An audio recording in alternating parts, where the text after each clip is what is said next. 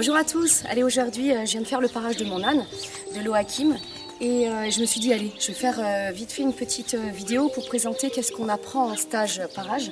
C'est une vidéo que j'avais envie de faire depuis longtemps, la météo n'était pas super, j'arrivais pas et voilà aujourd'hui c'est le moment, il fait un temps magnifique, il n'y a pas de vent. Allez on explique l'Oakim comment ça se passe.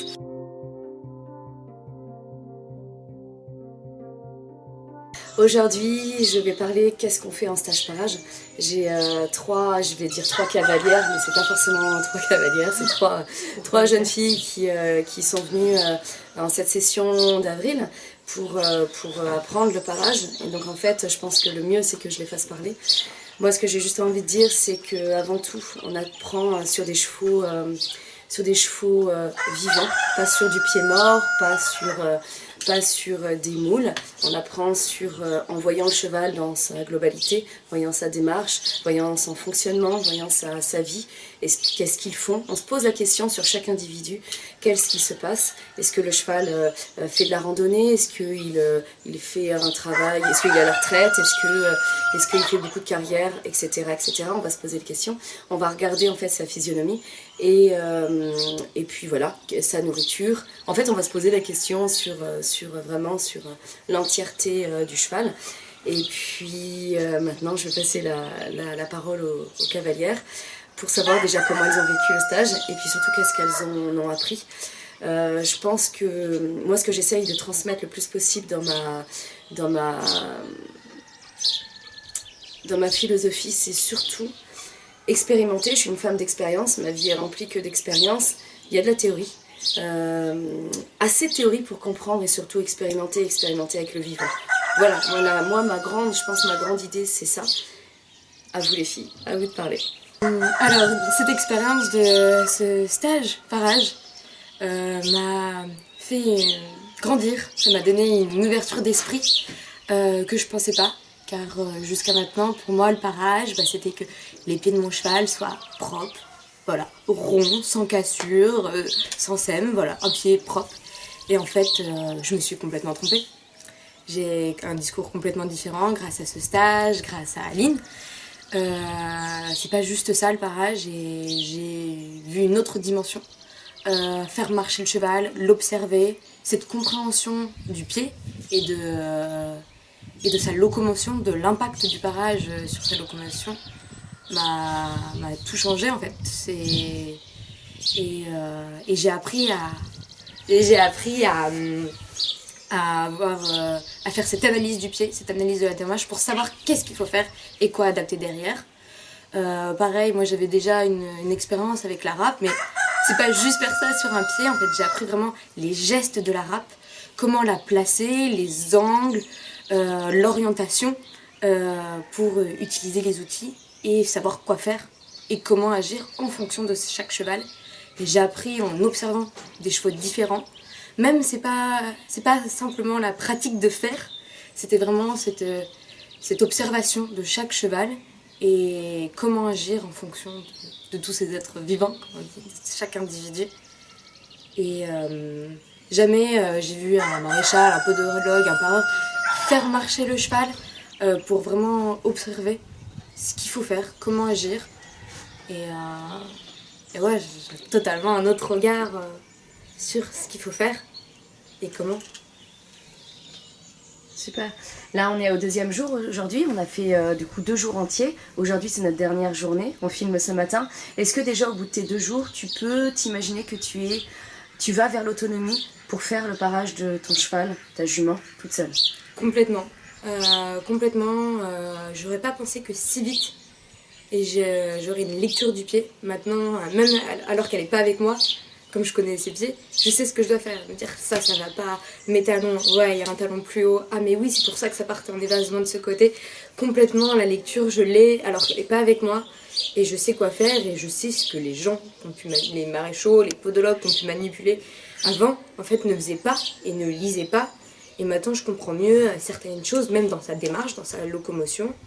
Et je sais quoi faire, complètement. Et j'aurais jamais pensé si vite. Mais grâce à, justement, avoir vu plein d'individus, à être avec d'autres personnes, ça va plus loin que faire. On n'a pas appris à faire, juste à faire comme un maréchal. on a vraiment cette compréhension. Et là, immédiatement, j'ai qu'une envie, là, demain, alors que j'ai mal partout, de prendre ma jument et dire alors là, on va tout revoir, parce qu'il n'y a rien qui va. Et ta pince, ça va pas du tout. C'est pour ça que tu poses ton pied comme ça. Non, on va rééquilibrer tout ça. Rééquilibrer. Super, merci beaucoup. Moi j'ai fait le stage avec Aline et j'en suis très satisfaite. Donc quand je suis arrivée avec vraiment aucune notion. J'ai jamais touché une pince, à part quand je l'ai achetée pour la déballer. La râpe tout pareil, la rainette c'est Aline qui vient de me la donner au premier jour du stage. Donc vraiment je suis là, avec mes outils tout beau tout neuf et qu'est-ce que j'en fais. Donc j'ai bien aimé la théorie au début, l'explication du pied, ça a été beaucoup plus clair pour moi, plus difficile après à mettre en pratique face à un vrai pied, mais analyser le pied, ça a été super enrichissant et ça m'a permis aussi d'ouvrir les yeux sur qu'est-ce qu'il y a sur le pied et dans le pied de ma jument.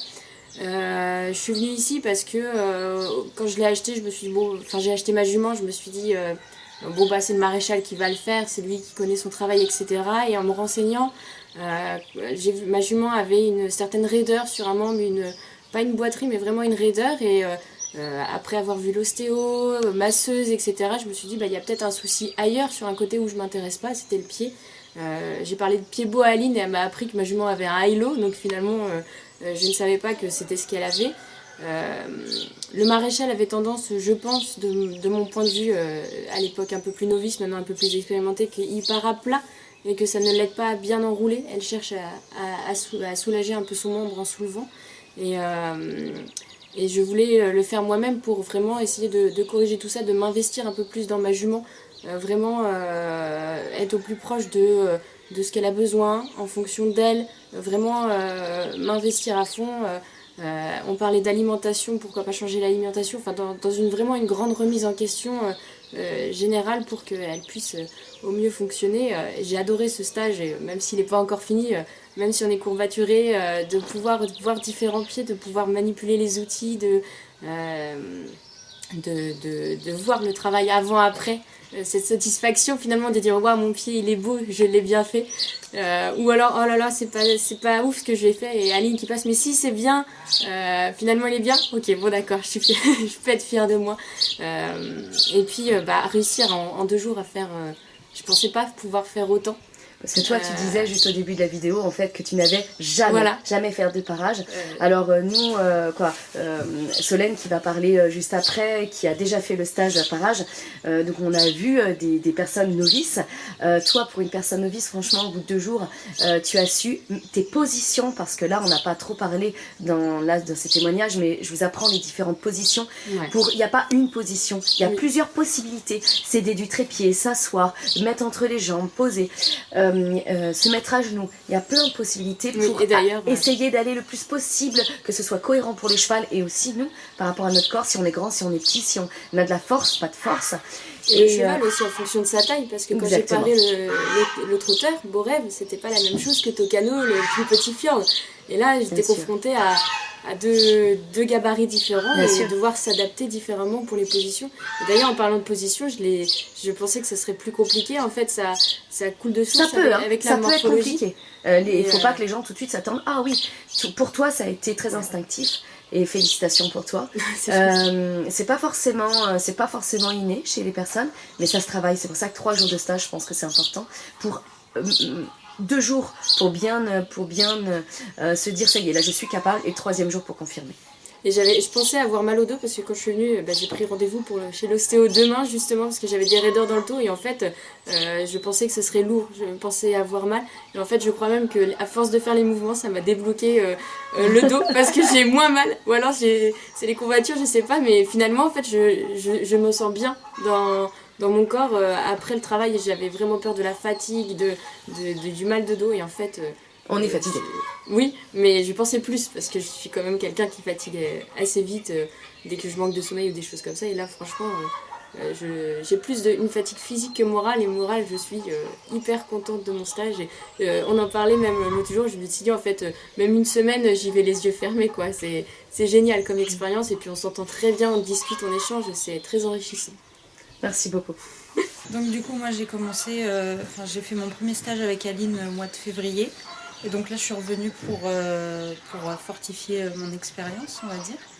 Avant mon premier stage en février, il y a 2 ans de ça, du coup 3 ans maintenant, j'ai commencé en autodidacte pendant 1 an. Et après, j'ai voulu me former pour fixer les connaissances. Et du coup, j'ai fait un stage avec Pierre Hénauf, 1 an avant le stage avec Aline.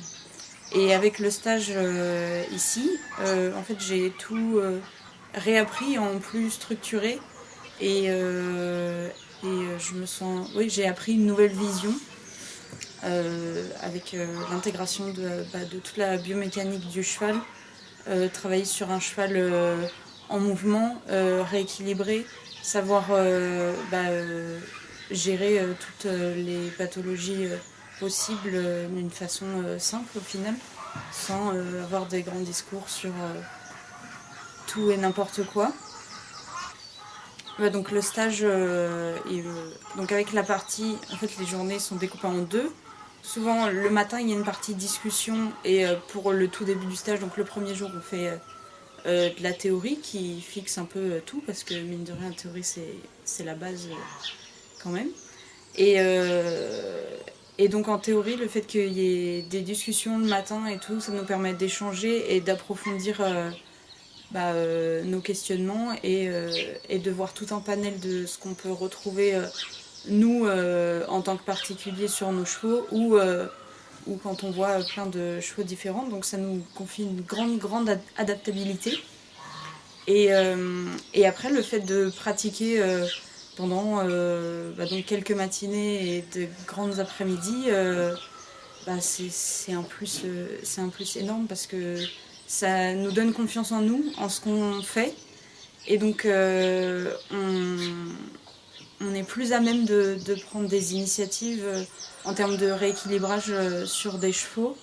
Moi, je me sens beaucoup plus autonome et je me sens au max dans ce que je peux apprendre sur le... En fait, j'ai pas l'impression d'être passée à côté de quelque chose. Quand je vois un pied, maintenant, je sais... pourquoi il y a ce déséquilibre à tel endroit, comment je pourrais le corriger, comment je peux le corriger de la façon de sorte à ce que ce soit le plus agréable pour le cheval en fonction de son mental, de son âge, de son passé, de tout ce qu'il a. Et donc aujourd'hui je me sens bien au complet en fait, par rapport au stage, à ma vision après le stage de Pierre Hénauf, où là, en fait, 1 an après, je sentais qu'il me manquait des trucs, il me manquait beaucoup de choses. Et en fait, tout ce qui me manquait, là, avec le stage, j'ai comblé toutes les petites cases qui manquaient. Et maintenant, j'ai mon armoire bien remplie avec tous les tiroirs que je peux ouvrir quand j'ai besoin. Et c'est vraiment impeccable.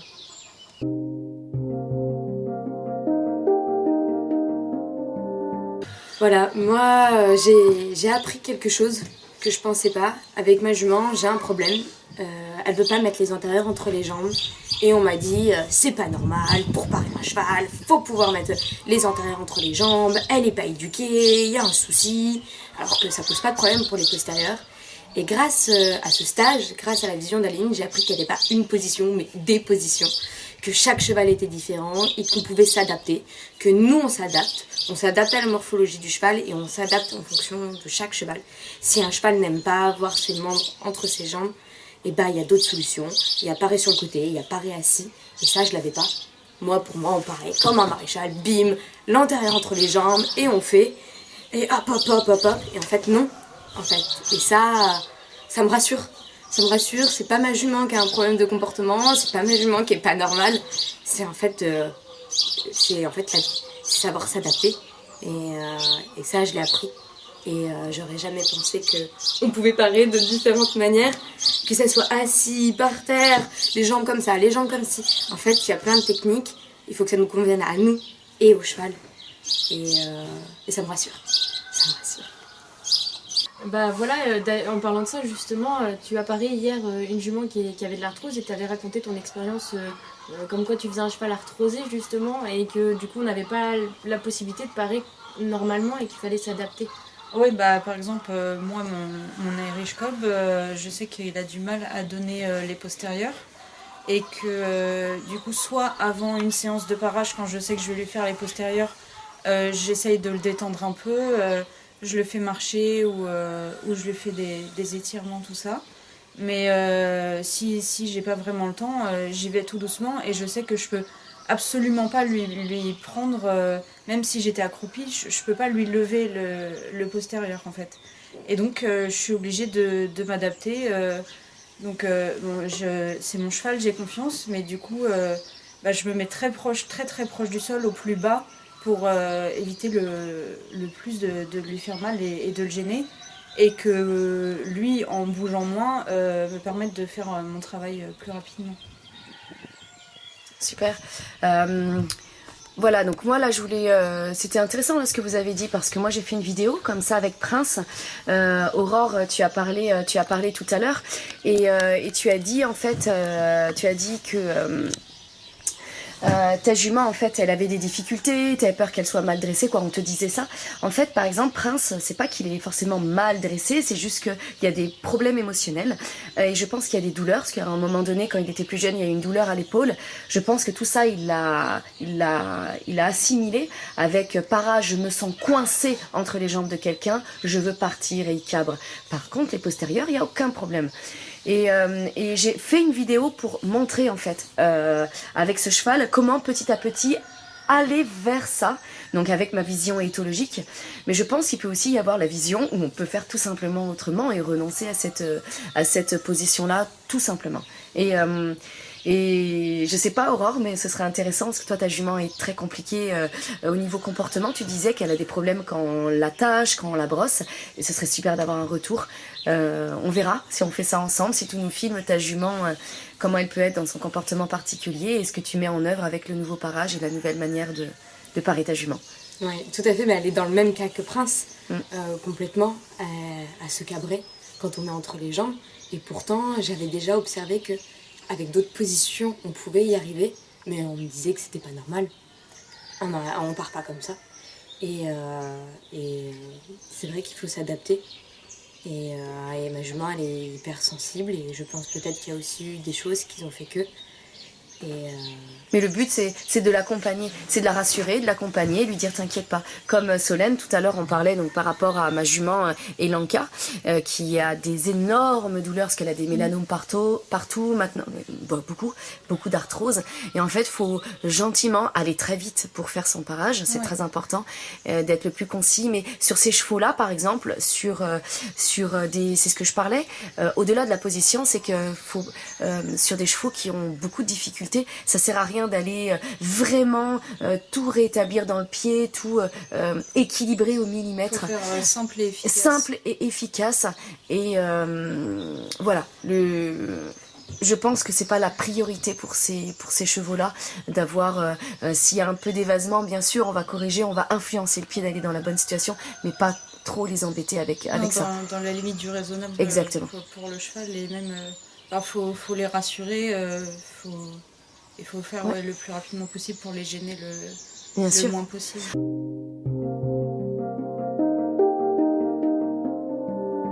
Quand je dis ça, en fait, faire le plus simplement possible, bah toi tu as une expérience, alors là, de là à pas du tout critiquer les maréchaux, et même pas un maréchal ou quoi que ce soit, mais souvent, moi c'est des discours, des témoignages qui me reviennent, mais ça peut être aussi sur des pareurs, j'englobe forcément personne. En fait, toi, ce que tu as dit tout à l'heure, c'est que toi, ta jument, du coup, tu veux raconter cette histoire que je la raconte par rapport au pied, à la différence, tu n'avais pas trop de vision entre le avant et le après parage. Oui, c'est vrai que ma jument, justement, quand le maréchal passait, j'étais pas forcément présente, donc j'ai jamais vu comment ça se passait, comment il s'occupait de ma jument, qu'est-ce qu'il faisait exactement. Et c'est vrai que dernièrement, j'ai même eu un doute sur le fait qu'elle ait été parée ou non.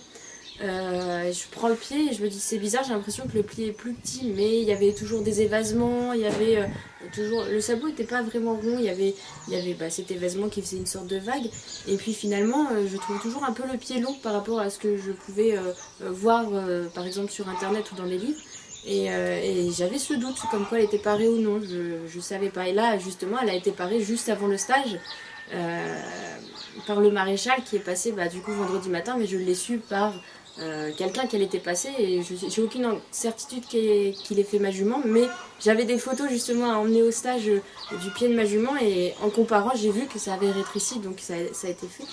Mais c'est dommage parce que du coup le fait de le faire moi-même, ça va me permettre d'être au courant de tout ce qui se passe comme ça. Et il y a beaucoup de boulot, aller dans une structure, donc il faut gérer la structure. Il y a le maréchal qui vient, quand il vient il en fait plusieurs, il fait pas tout, il en fait d'autres la prochaine fois. Mais du coup je suis pas au courant de tout ça et c'est vrai que ça m'embêtait un petit peu quand même. Et puis surtout, tu as vu très peu de différence entre le avant et le après. Ouais. J'ai vu surtout un raccourcissement, voilà. Mais pas vraiment de correction. Quand je regarde les photos, c'est vrai qu'il y a toujours un talon qui peut être un peu plus haut que l'autre. Il y a toujours cet évasement. Et ce qui va être intéressant, c'est de voir ta jument marcher. Hier, on a fait un cheval de propriétaire. Hier, ensemble, toutes les trois, parce que toi, tu n'étais pas là, tu n'es pas présente. On t'a montré les vidéos. Oui. Il y a vraiment, en fait, sur un cheval, et ça, c'est important que je le dise, en fait, sur un cheval où on avait l'impression qu'il n'était pas non plus très long. Ça faisait que 4 semaines. Elle m'a dit que je l'avais fait. Mais il y a beaucoup de travail sur ce cheval. C'est que le deuxième parage que je fais.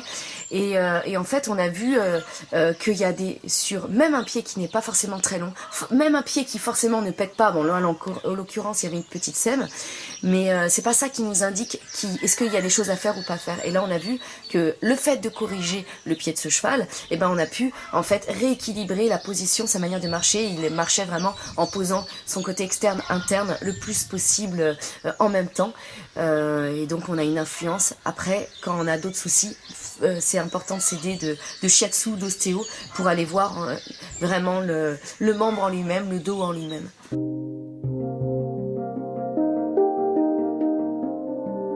Moi, je suis arrivée dans le stage avec de la peur, parce que j'ai peur de moi, j'ai peur de mal faire, j'ai peur de planter ma jument.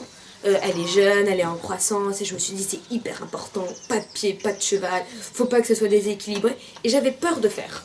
J'ai les outils, je me suis beaucoup renseignée depuis 3 ans, mais j'ai peur de faire, de peur de mal faire, de peur de planter, et là je repars, j'ai pas peur. Le premier jour, je me suis dit, oh là là, il y a tellement de choses à voir. Moi, je fais tellement n'importe quoi en fait, à juste avoir des pieds ronds. Il y a l'équilibre, il y a les talons. J'avais peur.